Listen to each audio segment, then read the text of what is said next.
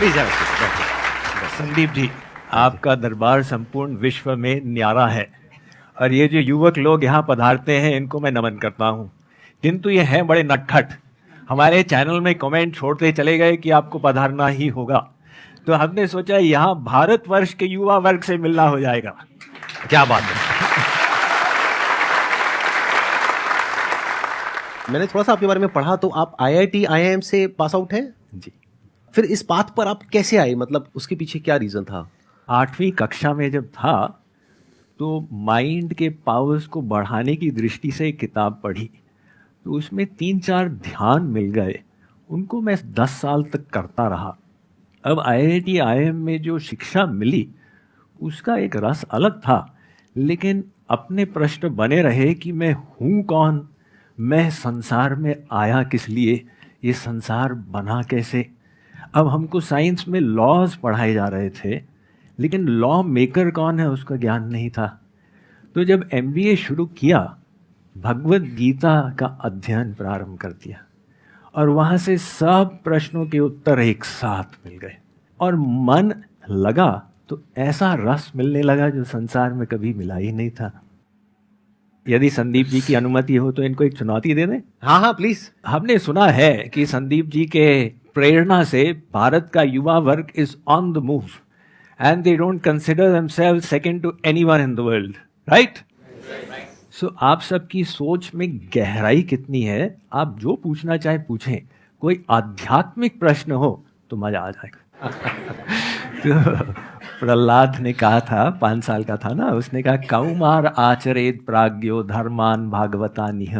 ये जो आध्यात्मवाद है इसका अभ्यास बाल्यावस्था से शुरू करो। और आध्यात्मिक दृष्टि से यंग कौन है? आत्मा तो सनातन है, इसलिए हमारी एक्चुअल एज जो है हम सब के सब सनातन ही हैं।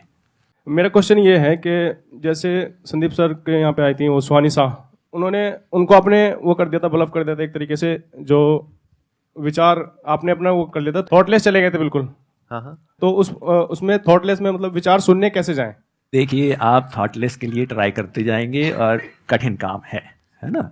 ये मन जो है ये गतिशील है और उसको थॉटलेस करना वो मन के स्वभाव के विपरीत, इसलिए संघर्ष पड़ेगा। असंभव नहीं है, लेकिन संघर्ष पड़ेगा। आप एक चीज़ ट्राई करें, हम मन को शुद्ध करें, बस इसको लक्ष्य बनाएं। जब शुद्ध हो जाएगा तो खराब विचार बंद हो जाएंगे, आपकी समस्या का तो समाधान हो जाएगा ना। तो वो शुद्ध कैसे किया जाए? आप मन को दिव्य दिशा में घुमा दें। एक साइकिल चला रहे हैं, अब वो साइकिल का आपने हैंडल दबाया तो इधर गिरेगा या इधर गिरेगा। तो ऐसे ही वो थॉटलेस स्टेट लाना एक बहुत ऊंची अवस्था है और उससे आसान ये है कि आप उसको हैंडल को घुमा दो, तो आप माइंड को डिवाइन डायरेक्शन में घुमा दो, डिवाइन विचार लाओ, तो ऑटोमेटिक वो जो खराब विचार है वो समाप्त हो जाएंगे। पहले ये समझ लेते हैं थॉट क्या है। Thought is a word given to a thing. बिना बोले there can't be a thought, but ये काम इतनी जल्दी होता है कि हमें पता ही नहीं लगता है। क्या किसी ऐसी चीज से रिलेटेड आपके मन में थॉट आ सकता है जिससे रिलेटेड कोई वर्ड ना पड़ा हो? तो अगर उस वर्ड को हम देखने लग जाए तो माइंड थॉटलेस स्टेट में चला जाता है। एक बार मैं प्रैक्टिकली आपको डेमो देता हूं। थॉटलेस स्टेट में जाना है अभी के अभी, करें, कोशिश करें। आपको क्या करना है, अपने मन में जो मैं कहूंगा बोलने के लिए वो बोलना है। आंखें एक बार बंद कर लीजिए आप लोग। अब अपने मन में अपने आप को आप बोलिए कि देखता हूं मैं अपने मन में अपने आप को क्या बोल रहा हूं या क्या बोल रही हूं, और देखना शुरू कर दो।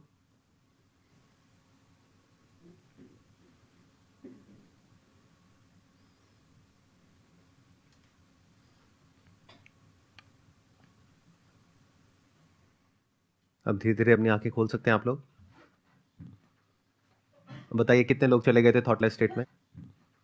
देखो, आप में से बहुत सारे लोग अभी थॉटलेस स्टेट में चले गए थे। यानी क्या हुआ, जैसे ही आपने देखना शुरू किया कि मैं क्या बोल रहा हूं, तो बोलने के लिए कुछ है ही नहीं। अब होगा क्या, मैक्सिमम बता देता हूं। अभी ऊपर से थोड़ी सी आवाज आई थी तो एकदम से आपने अपने अंदर बोला होगा ये आवाज कैसी है, कहीं ये छत टूट तो नहीं जाएगी। फिर एकदम से एक थॉट आया होगा कितनी देर और रह गई है, 1 मिनट हुआ नहीं हुआ, लेकिन वो भी चला गया। मुझे नींद आ रही थी। किनको नींद आ रही थी? मतलब 30 सेकंड में नींद आ गई। आप तो स्पिरिचुअलिटी की बहुत आगे वाली स्टेज पर हो। आपको आंख बंद करते ही 30 सेकंड में नींद आ जाती है। ये डायरेक्ट समाधि में जा रहे ये हैं। डायरेक्ट समाधि में चले गए।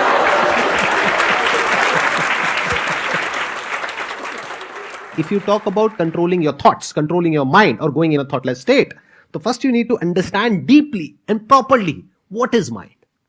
मेरा ये क्वेश्चन है कि हम सबको एक कभी ना कभी ऐसा लेवल ऑफ सेटिस्फेक्शन फील होता है कि हाँ हम सेटिस्फाइड हैं अपनी लाइफ से, लेकिन दूसरे ही वक्त हमें लगता है नहीं, हमें कुछ और चाहिए जिंदगी से।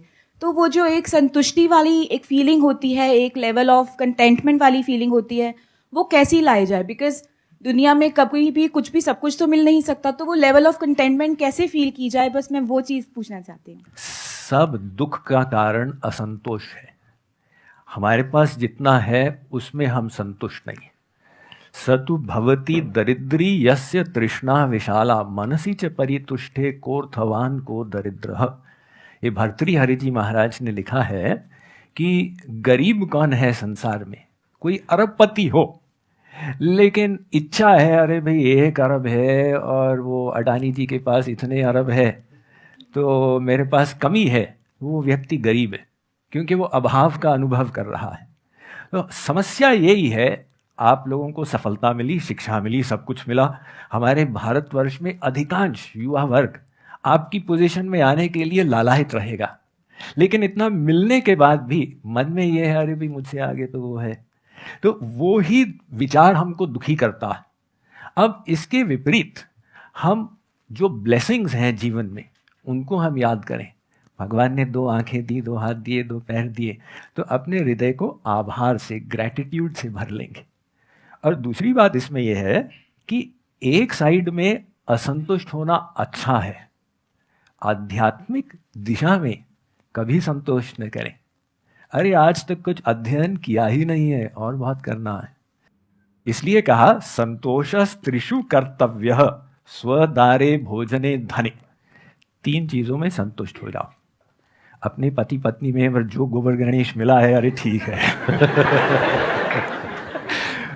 अपने भोजन में, अपने धन में सदा मस्त रहो। और त्रिषु नैव च कर्तव्यः स्वाध्याये जप दानयो।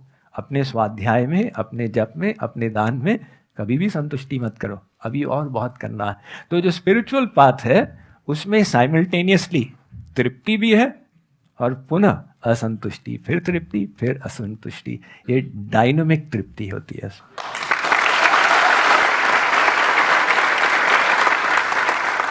आप सबकी जो एज है यहाँ पर, वो यूजुअली मेरे जो सेशंस होते हैं उससे थोड़ी सी अलग है। यूजुअली एज होती है 18, 19 साल, 20 साल, 22 साल। यहां पर जो एज है आज, average age that is around 35 years. तो मैं आप सबसे एक सवाल पूछना चाहूंगा, जब आपकी एज थी 18, 19 साल, 20 साल, तब कितने लोगों ने यह सोचा था कि आज जिस भी लेवल पर आप हो उस लेवल पर मैं होऊंगा? यानी कि आज कितने लोग ये फील करते हैं कि 18, 19 साल की एज में जो भी आप सोचते थे अपने लिए, हो सकता है उस वक्त सोचते होगे कि महीने का 15-20 हजार रुपए भी आ जाए तो बहुत है, और आज कितने लोग ऐसे हैं आप में से जो उससे बहुत ऊपर वाले लेवल पर है? ऑलमोस्ट सब। लेकिन क्या सेटिस्फैक्शन मिल गई है? कंटेनमेंट है? नहीं। क्यों? क्योंकि कुछ ना कुछ बाकी रह जाता है। तो इससे हमको सीख लेना है कि जब आज तक नहीं हुआ तो आगे भी नहीं होगा। क्यों? क्योंकि इस यूनिवर्स का नेचर ही ऐसा है कि यहां पर कभी भी आपको सब कुछ नहीं मिल सकता है। मतलब ऐसा कभी नहीं होगा जब सब कुछ परफेक्ट होगा, और अगर होगा भी तो वो टेम्पररी होगा, कुछ दिनों के लिए, कुछ हफ्तों के लिए, फिर वापस से कुछ गड़बड़ हो जाएगी जो सोचा भी नहीं होगा। किसी की डेथ हो जाएगी, किसी की तबीयत खराब हो जाएगी, कभी कुछ कुछ ना कुछ चलता ही रहेगा लाइफ में। तो जब ये बात समझ आ रही है तो क्या कभी भी लाइफ में ऐसी कोई स्टेज आएगी जब इस दुनिया में आप पूरी तरह से कंटेंट हो जाओगे, यानी आप कहोगे मेरी लाइफ में सब कुछ परफेक्ट है और वो भी परमानेंट है?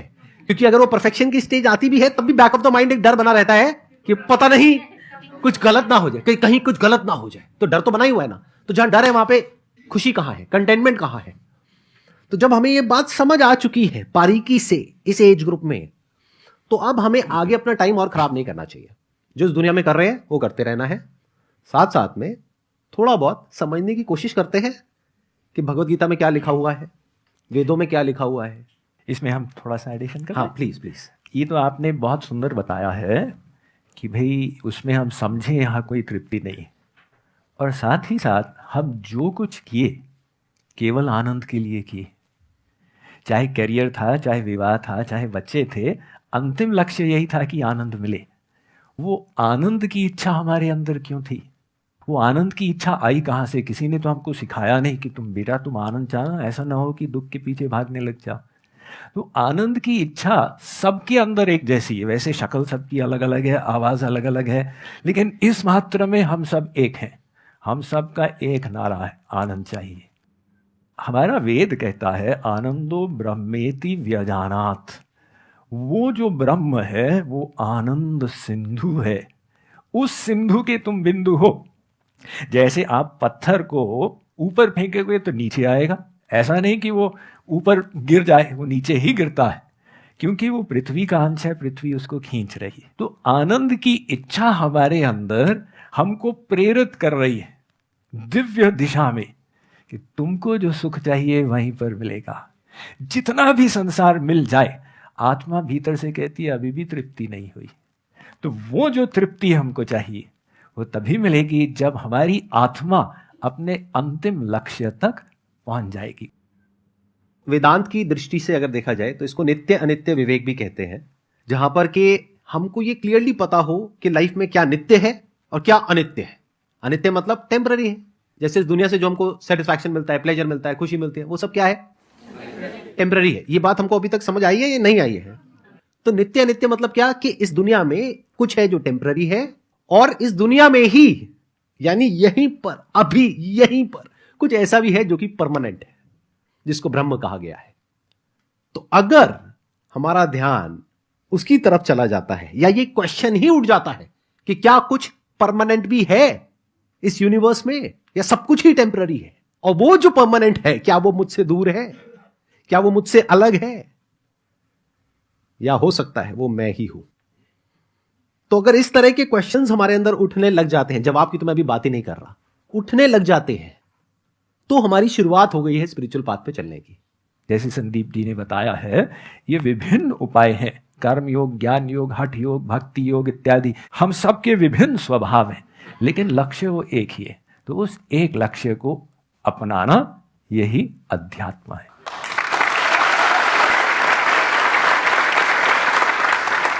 Thank you so much sir. बहुत बहुत धन्यवाद। मेरा सौभाग्य रहा। निमंत्रण के लिए धन्यवाद।